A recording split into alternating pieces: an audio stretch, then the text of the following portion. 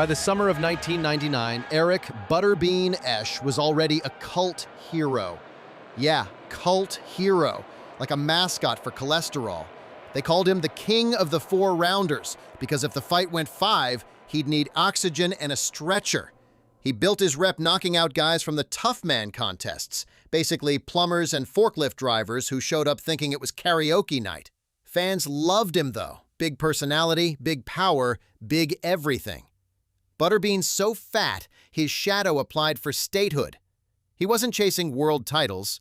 Please. The only belt he cared about was the one holding his pants up at Golden Corral.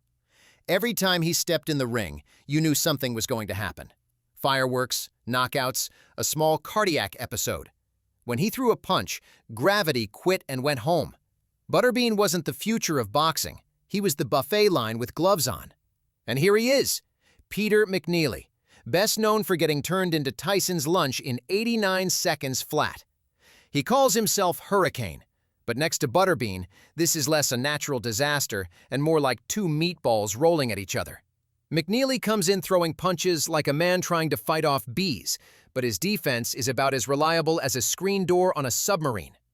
Across from him is Butterbean, a 400-pound wrecking ball who looks like your drunk uncle stumbled into the ring after an all-you-can-eat rib night. Hit with the jab or anything else for that matter, but he's already wailing. Peter McNeely is not boxing, that's for sure. He's smothering Butterbean.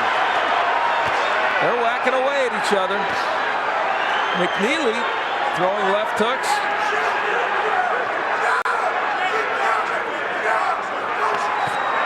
Left hook by McNeely. He's just standing there with Butterbean. Of course, that's what the Bean wants. McNeely not jabbing as he said he would. McNeely, whose father fought for the heavyweight championship in 1961 against Floyd Patterson. His grandfather was on the 1928 Olympic team, comes from a tradition of boxers. Right hand and a left by Butterbean doesn't move McNeely. We've already had more punches landed in this bout than we did probably in the whole Johnston fight.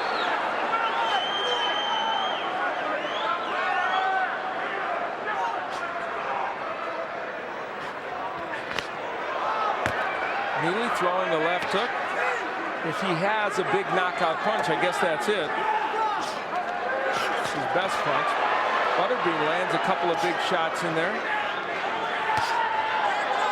McNeely looks very, very tentative defensively. He's been whacked with some good shots.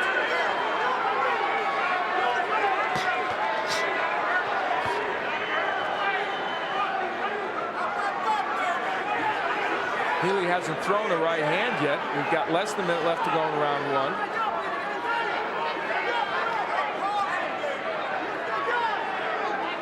They want McNeely to get off first here. Couple of left hooks sends McNeely back. Gets hit with another left hook by Butterbean. Peter McNeely has not looked very solid here in round 1. And he looks like he's in trouble already. Butterbean brings it on.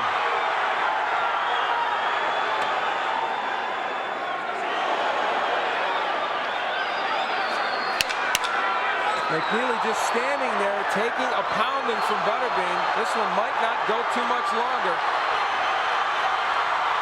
And they stop it. With only moments left to go in the first round, Butterbean is the winner.